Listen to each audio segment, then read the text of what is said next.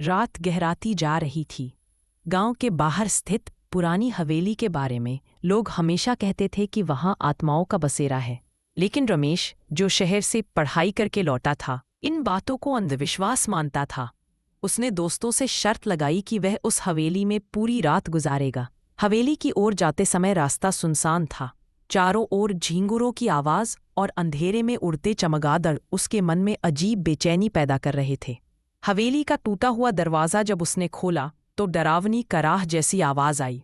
अंदर कदम रखते ही हवा का ठंडा झोंका उसके चेहरे से टकराया, मानो किसी ने फूंक मारी हो। दीवारों पर जाले, टूटी खिड़कियां और पुराने फर्नीचर धूल से ढके पड़े थे।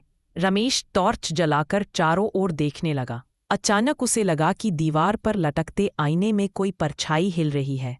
उसने पीछे मुड़कर देखा, वहां कोई नहीं था। वह हंस पड़ा, यह सब मेरा वहम है। रात के 12 बजते ही हवेली में अजीब आवाजें गूंजने लगीं। ऊपर से लकड़ी के फर्श के चरमराने की आवाज आई। रमेश ने हिम्मत करके ऊपर जाने का फैसला किया। जैसे ही वह सीढ़ियां चढ़ा, उसने देखा एक कमरा खुला हुआ था। कमरे में कदम रखते ही दरवाज़ा अपने आप बंद हो गया। रमेश ने जोर से धक्का दिया, लेकिन दरवाज़ा हिला तक नहीं।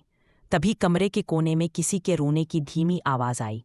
उसने टॉर्च उस दिशा में घुमाई और देखा, एक औरत सफ़ेद साड़ी में सिर झुकाए बैठी थी। उसके बाल बिखरे हुए और चेहरे पर गहरी छाया थी। रमेश डर से कांपने लगा।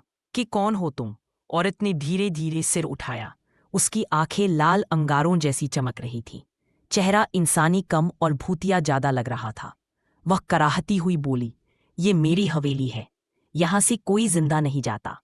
रमेश भागने के लिए दरवाजे की ओर दौड़ा, लेकिन दरवाज़ा अपने आप खुला और उसे सीढ़ियों से धक्का लग गया।